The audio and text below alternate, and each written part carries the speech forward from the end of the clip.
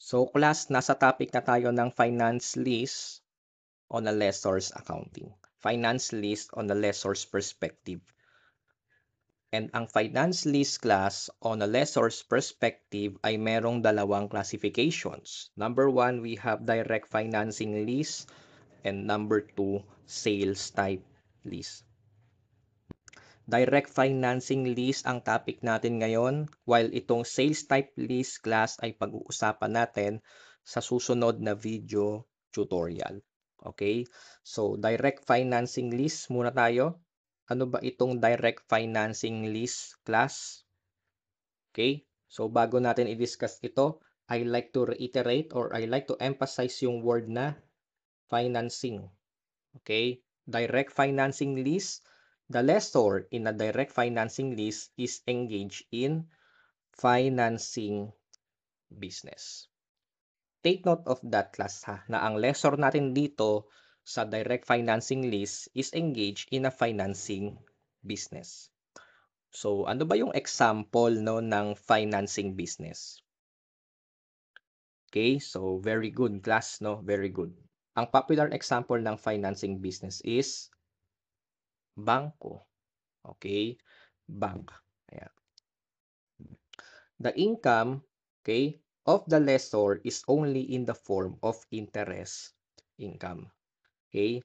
Since class na ang since ang lessor natin sa direct financing lease is engaged in a financing business such as bank, therefore, ang kikitain lang talaga ni lessor dyan is yung interest income. Okay? Interest income. So baka nagtataka kayo class, no? Kasi ang topic natin ay lease. But sabi dito, ang income is in a form of interest income. Okay? So dito kasi class, no, sa topic natin na direct financing lease, hindi talaga rent income, no? Hindi rent income ang nire-recognize ni lessor. Interest income. Okay? Kasi dito sa direct financing lease, i-recap natin class, no, yung concept ng substance over form. Kasi itong topic natin sa leases, ang isa sa mga popular examples ng accounting topic na ginagamitan talaga nitong concept na to, substance over legal form or substance over form in short. Okay? Kasi class, dito sa direct financing lease, ang legal form ng transaction natin dito is contract of lease or lease transaction, yung kanyang legal form. However, class, iba ang substance ng transaction na to over its legal form, or iba ang substance ng transaction na to compared sa legal form. Kasi kapag direct financing lease, ang substance ng transaction dito is a financing transaction. Sa madaling salita class, ang substance ng direct financing lease, ang substance ng transaction ng direct financing lease is pautang, o sisimplihan ko na lang yung term, pautang. Okay? Pinapautang ni lessor si lessee. Therefore, we recognize interest income.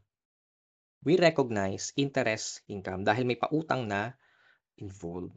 So, ganyan naman 'di ba class, kapag ikaw ay nagpapautang, you will earn interest income. Okay, so I hope maliwanag ha yung second bullet point, no? Hindi rent income ang nire-recognize but interest income.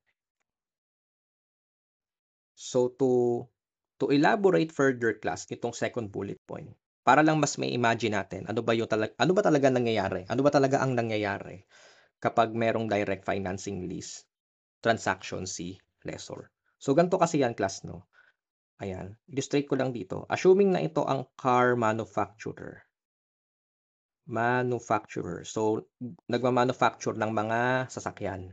Okay? And we have here bank. Kasi bank naman yung ginamit nating example, no, dun sa financing business dito sa first bullet point. So bank na lang din, no? Bank na lang din nilagay ko dito. Ayan. So si Bangko class, bibili ng sasakyan kay car manufacturer. Okay, so anong journal entry ni Bangko? Debit automobile, credit cash. Okay, kasi bumili siya ng sasakyan kay car manufacturer, no? 500,000. Sige, let's say 500,000. Automobile. And itong automobile na to, class, no? Once na nagkaroon ng assuming na itong automobile na to ang gagamitin or ito yung magiging underlying asset sa lease transaction ni bank, ibig sabihin, class, papaupahan ni bangko yung automobile na to kay lessee, itong automobile na to mismo, no? Kaya ang magiging entry niya dyan, debit lease receivable, credit automobile, 500,000, and for the difference, unearned interest income. Yung same automobile na binili niya kay car manufacturer, yun lang din yung pinaupahan niya or in substance, pinautang niya kay lessee. Okay? Ang pinapautang ni bangko dito yung underlying asset sa contract of lease. Okay, so I hope maliwanag, class, ha. So far yung ating direct financing lease. Okay? And last bullet point, no dealer profit is recognized because the fair value and the cost of asset are equal. So ito lang yan, class, no. Ang bangko ay hindi engage sa pagbebenta ng mga sasakyan dito sa example natin, no? Kaya wala siyang i-record dito na dealer profit or wala siyang i-record dito na gross profit. Dahil hindi naman pagbebenta ng sasakyan ang normal operations ni bangko. Okay? Ayan. So, I hope maliwanag, class, ha? Ayan. Because the fair value of the cost of asset are equal. Ayan. Binili niya for 500,000. So, pinautang niya same cost, 500,000. No dealer profit. Okay? So, ayun, class, no? Ang direct financing lease is financing in substance. So, we are going to account direct financing lease as if na siya ay financing transaction or as if na siya ay financing transaction. So, i-apply natin itong concepts ng direct financing lease sa problem number 1. Yan, okay, class, no? So, problem number 1 tayo. Meron itong 7 questions. Okay. Problem number 1, on January 1, 2023, Carina Bank, the lessor, enters a 10-year equipment lease to Giselle Company, which is the lessee. The equipment has an estimated useful life of 12 years. Lease payments are 380,000 per year, all payable at the beginning of each year. The fair value of the lease asset on this date is 3,076,322. So, ibig sabihin ito, class, no, kumbaga, si Carina Bank, inacquire niya yung equipment for 3,076,322. And yung equipment din na yun is pinaupahan niya, pinasok niya in a contract of lease with lessee, which is si Giselle Company. Okay? The rate implicit in the lease is 6%. Carina paid 62,598 of direct cost to effect the lease. Okay? The implicit rate after the initial direct cost is 5.5%. Okay? Giselle guaranteed a residual value of 200,000. Okay? Si Giselle, which is si lessee, guaranteed a residual value of 200,000 pesos. Guaranteed. Ibig sabihin, guaranteed na marireceive ni Carina Bank yung 200,000 residual value ng equipment at the end of the lease term. Okay? Ayan. Number 1, how much is the amount of interest income should Carina Bank recognize on December 31, 2023? So, class, bago natin sagutan itong questions na to, no? So, syempre, ang topic natin ay direct financing lease on a perspective. Oh, sorry. Direct financing lease. Finance lease on a side ng lessor. Therefore, magre-recognize si lessor ng tinatawag nating receivable account or lease receivable. Okay? Lease receivable. So, bago tayo tumungo mismo class sa problem solving, mag-recap muna tayo ng concepts ng receivable. Mag-recap muna tayo ng concepts ng receivables. And yung receivables class, topic yan, actually, no, yung receivables na topic yan sa intermediate accounting 1. Okay, intermediate accounting 1. So, yung playlist na pinapanood nyo ngayon is intermediate accounting 2. Pero may receivable na naligaw na topic, which is lease receivable. Okay? So, i-recap natin yung concept ng receivable way back IA1. Mabilis na recap lang. Particularly yung notes receivable. Okay. Taas ko lang ng konti ha. Ayan. Okay. Notes receivable. Okay.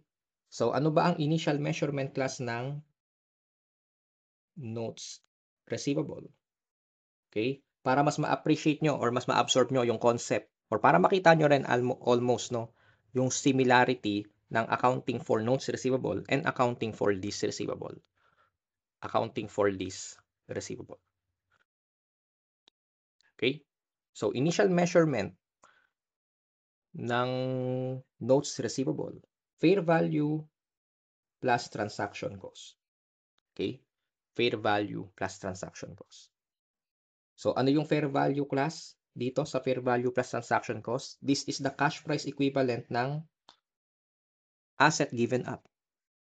Kapag hindi available ang cash price equivalent, tayo ang magko-compute ng cash price equivalent by computing the present value of future collections.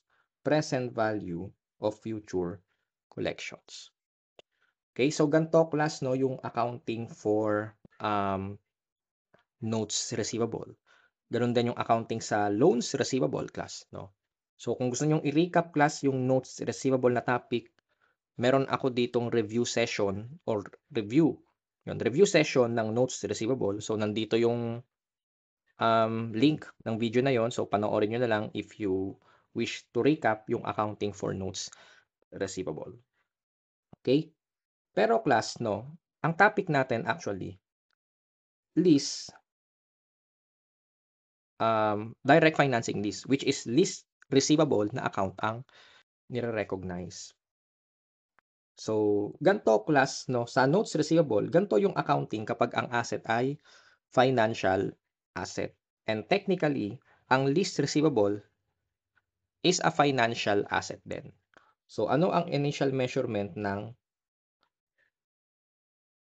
lease receivable account? Okay? So, being a financial asset, technically, class, no, ang lease receivable, fair value plus transaction cost din ang kanyang initial measurement. However, dahil lease receivable ang topic natin at meron itong sariling standard, which is PFRS 16, okay, ang initial measurement ng lease receivable is equal to net investment. Okay? Net investment. And how to compute net investment? Net investment class is equal to cost of asset plus initial direct cost paid by the lessor. Okay, paid by the lessor. Ayan.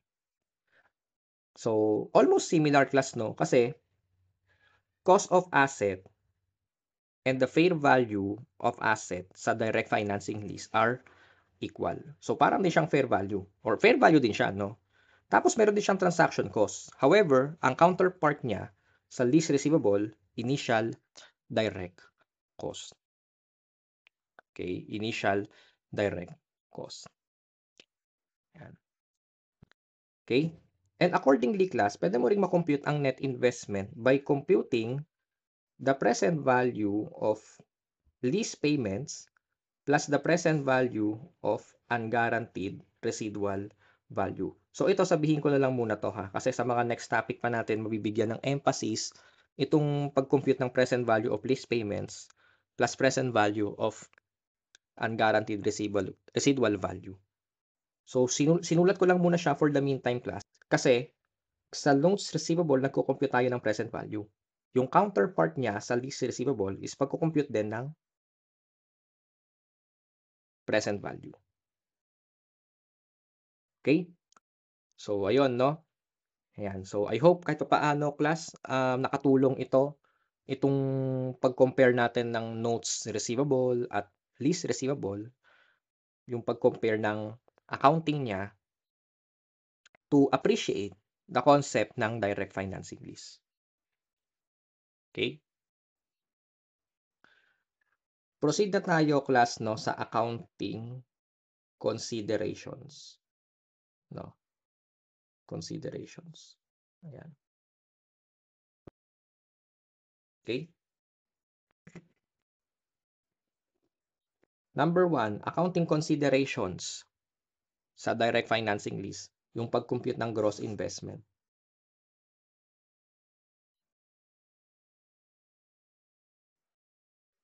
Ang gross investment class, ang counterpart nito sa notes receivable is yung face amount ng notes receivable. Sa notes receivable, yung face amount ng note. Sa lease receivable, yung gross investment ang counterpart niya. So to compute gross investment, computein mo lang yung total lease payments plus unguaranteed residual value. Okay? So I hope tandaan nyo pa class ang lease payments. I hope tandaan nyo pa yung composition ng lease payments.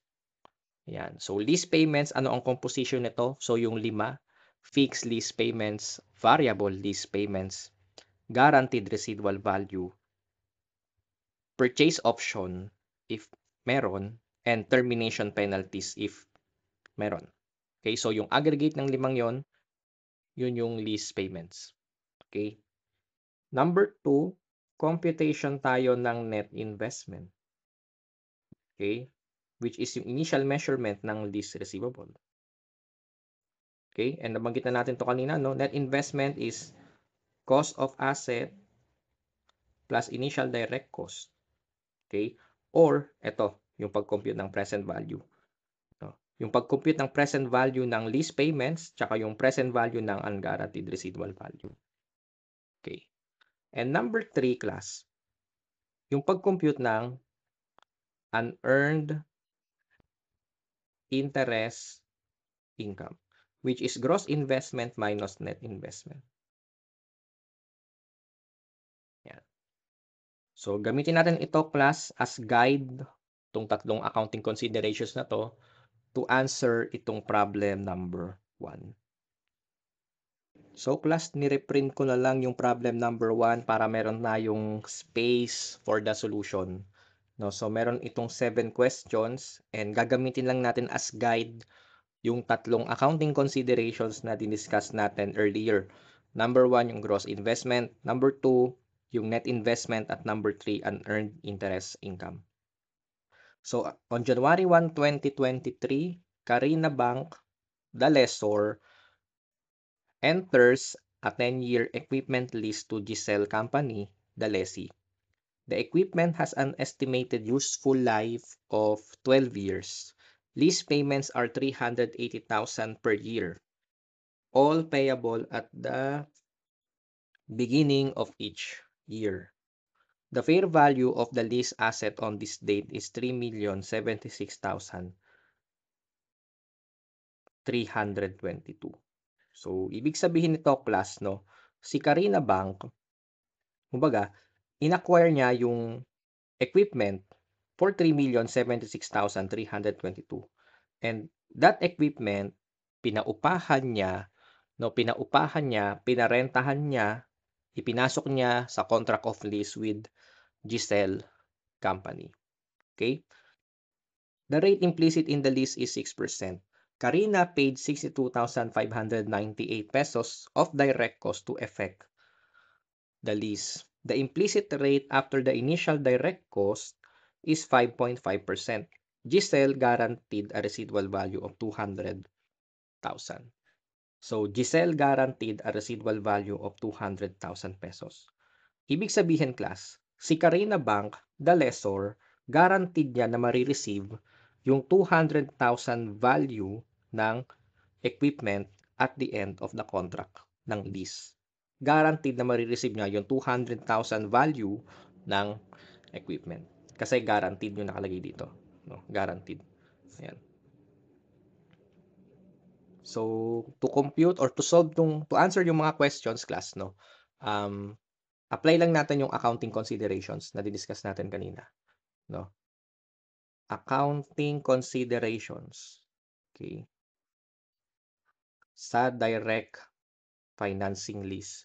Number 1, computation ng gross investment.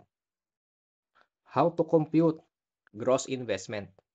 Gross investment is simply the aggregate of gross lease payments plus the gross amount of unguaranteed residual value. Okay? Gross investment, class, is basically, ito yung mga amount na marireceive ni Karina Bank incidental to the contract of lease.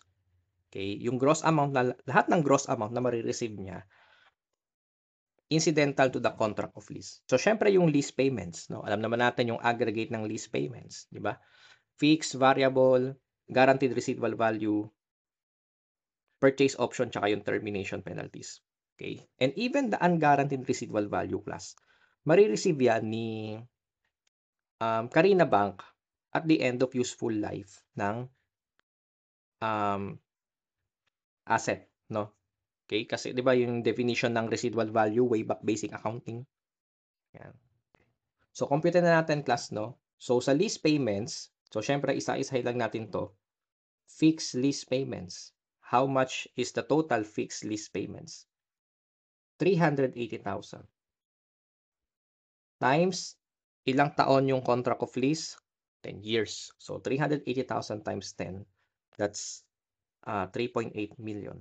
Okay, 3.8 million. Ano pa, class?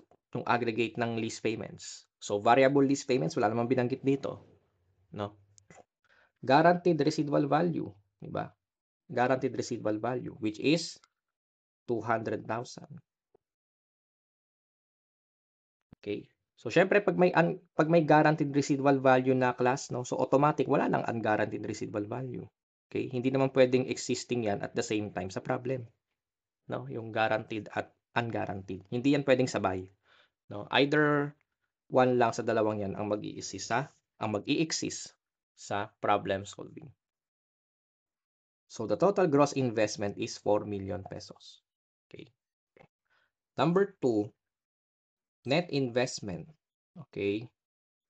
Net investment is equal to cost of asset plus initial direct cost paid by the lessor.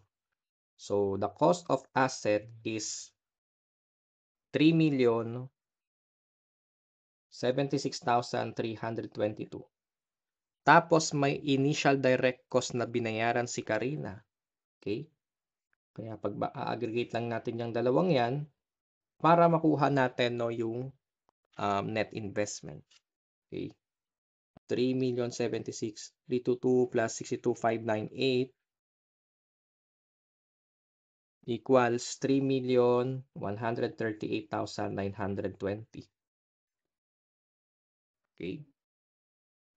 And accordingly, class, no, you can compute also the net investment by computing the present value ng lease payments plus present value of unguaranteed residual value. Okay, so paki-compute na lang ako nito, class. So dapat same yan with 3,138,920. Okay. Number 3 is the computation ng unearned interest income, which is yung difference lang ng gross investment 4 million minus net investment.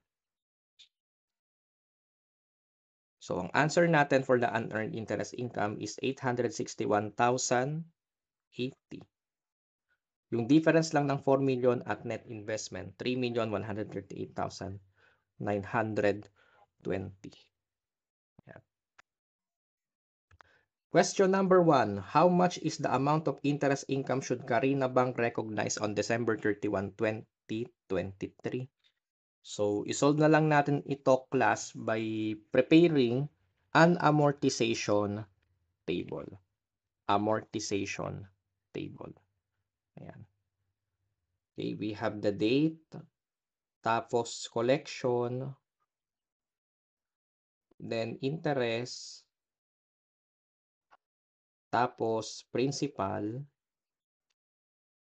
and carrying amount, yung last column. Okay? Date, January 1, 2023. So, how much is the carrying amount ng lease receivable? So, syempre, equal sa net investment. 3,138,920. Okay. By the way, class, no, bago natin ituloy itong amortization table, so i-record muna natin yung journal entry. Okay, so paano kaya ang journal entry nito? No, on January 1, 2023. So, debit, lease receivable, 4 million. Okay, 4 million. Credit, equipment, ito yung magiging entry ni Carina Bank. No? 3,076,322. Credit cash para sa binayarang initial direct cost and credit unearned interest income, 861,080. So, ito yung magiging journal entry ni Carina Bank on January 1, 2023.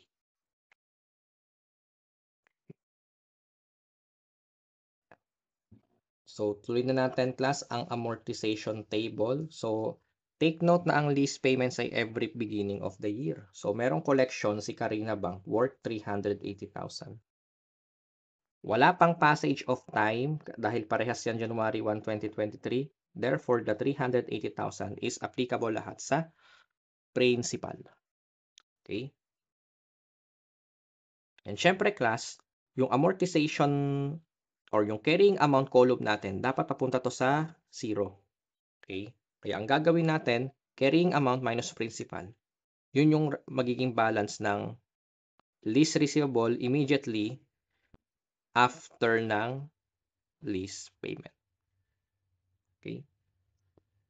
So, tuloy na natin hanggang January 1, 2025. Okay? 380,000. So, meron ng passage of time. Ayan. So, interest, class. Ano ang interest rate na gagamitin natin dito? Kasi dalawa yung interest rate. May 6%, tapos meron pang 5.5%. Kapag ganyan, class, na dalawa yung mga interest rate na given, ang gagamitin nyo dyan lagi yung after initial direct cost, which is 5.5%. Okay? Kasi ito, class, merong initial direct cost na involved. Therefore, yung gagamitin natin na rate is yung after initial direct cost, the 5.5%. Okay, so 5.5% times the running balance ng carrying amount, so that's 151,741.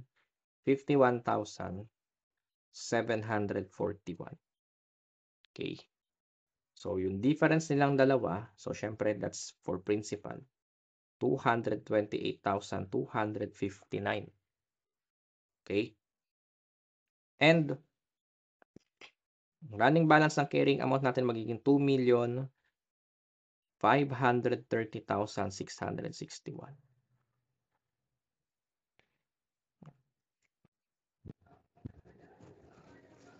January 1, 2025. So, ganun pa rin, 380,000.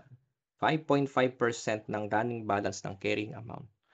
That's 139,186. Okay. So, balance ng principal, yung difference, 240,814. And yung carrying amount as of January 1, 2025, 2,289,847.